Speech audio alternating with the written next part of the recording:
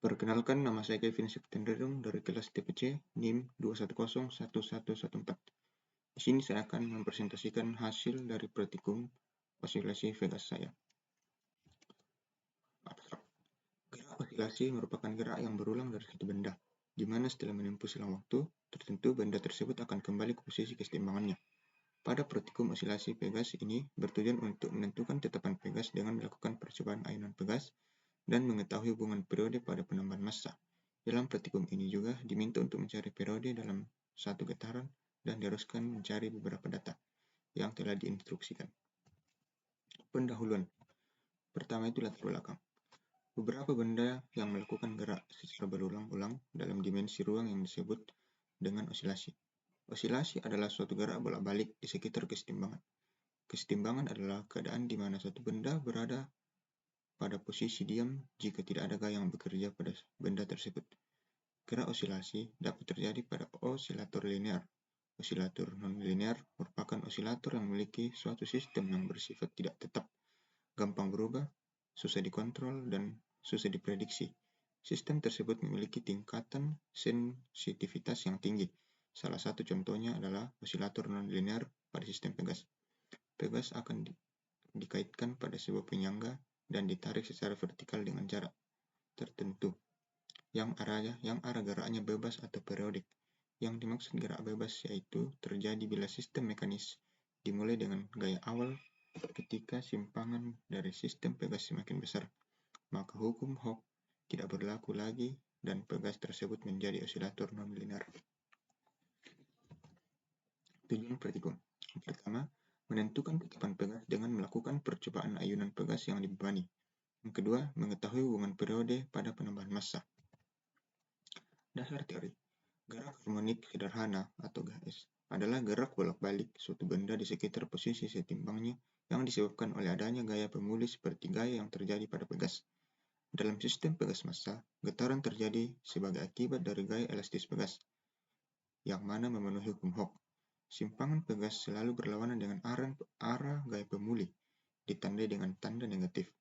Gerak osilasi memenuhi hukum Hooke seperti sistem Pegas dan massa disebut dengan gerak harmonik sederhana. Inilah contoh gambarnya. Hukum 2 Newton dapat diterapkan pada benda yang mengalami gerak harmonik sederhana, dengan F adalah gaya Pegas seperti berikut. F sama dengan M kali A min Kx sama dengan M D pangkat 2X per dt pangkat 2, di mana M merupakan massa Pegas, A merupakan percepatan, dan K merupakan tetapan Pegas. Persamaan ini menyatakan hubungan X dan T atau posisi dan waktu, tetapi mengandung suku dalam bentuk diferensial dan disebut persamaan diferensial. Jika kita ingin mencari solusinya, artinya kita ingin mencari suatu fungsi yang menyatakan kedudukan benda dan memenuhi persamaan diferensial di atas. Jelas bahwa X adalah fungsi waktu yang bila diturunkan 2 kali terhadap T akan menghasilkan percepatan atau A. Solusi umum dari persamaan diferensial di atas adalah omega sama dengan akar K per M.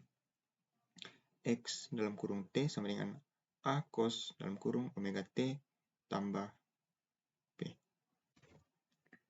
Dan periode Pegas dapat dihitung dengan persamaan berikut, yaitu T sama dengan 2V per omega sama dengan 2V akar M per K. Jika suatu beban yang telah diukur massanya digantungkan pada Pegas secara vertikal, lalu digetarkan dan dihitung periode getarnya, maka konstanta Pegas tersebut dapat dihitung. Ketelitian yang lebih tinggi dapat diperoleh bila percobaan seperti ini dilakukan berulang-ulang untuk beban yang berbeda-beda. Ketiga, metode percobaan. Yang pertama itu, buka link pad Projectile Motion Simulation. Yang kedua, klik gambar lab. Ketiga, tempatkan penggaris pada titik 0 sejajar dengan bagian bawah Pegas. Yang keempat, berikan redaman pada Pegas dan atur skala konstanta Pegas sesuai instruksi. Yang kelima, pilih slow dan displacement natural lag. Yang keenam, untuk mengubah massa, gunakan bila geser di bagian atas, atur variasi massa sesuai instruksi, atur nilai massa sebelum menempatkannya pada Pegas. Yang ketujuh, gantungkanlah benda pada Pegas lalu tarik tabung itu sedikit ke bawah dan kemudian lepaskan. 8.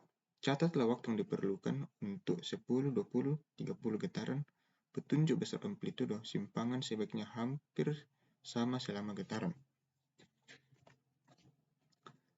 Diagram alir.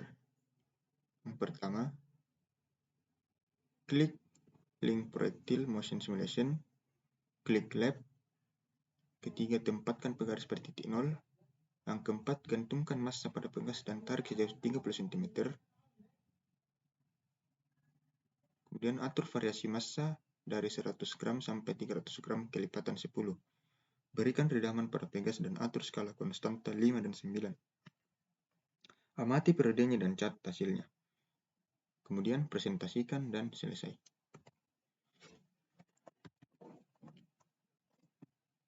Di sini saya akan mencoba mempraktikkan menggunakan link pad simulation. Pertama itu kita klik gambar lab. Di sini kita atur massanya ke 100.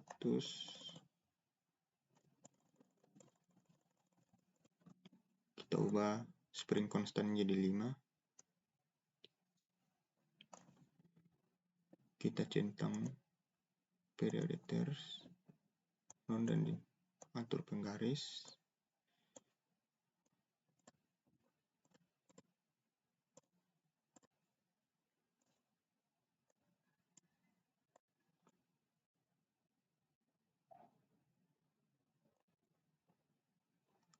Di sini kita menggunakan gravitasi 9,8. Di sini kita akan lihat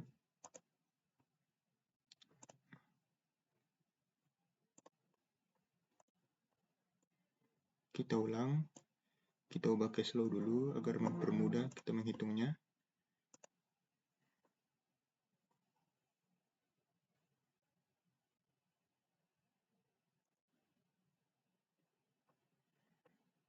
Di sini kita bisa lihat, di sini kita tarik amplitudenya sampai 30 cm. Kita ulang ya.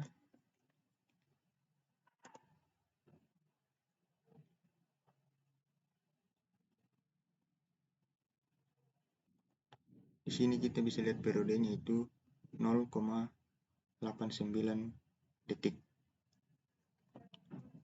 Itu cara menggunakan link pad simulation. Kemudian di sini saya akan bahas hasil dan pembahasan. Pertama, kita membuat tabel dari spring constant pada skala 5. Dan inilah datanya pada tabel. Dan di sini kita melihat dua grafik. Yang pertama itu grafik hubungan antara T dan M. Kita lihat di sini grafiknya naik, dan grafik yang kedua itu hubungan antara T kuadrat dan M. Di sini kita juga dapat melihatnya bahwa grafiknya itu meningkat. Dan di sini untuk spring constant pada skala 5 dapat skala 9. Di sini kita bisa lihat hasilnya pada tabel, dan di sini kita dapat melihat ada dua grafik. Yang pertama itu grafik hubungan antara T dan M, dan grafik yang kedua itu hubungan antara T kuadrat dan M. Kemudian itu regresi linear. Regresi linear yang pertama itu pada spring constant pada skala 5.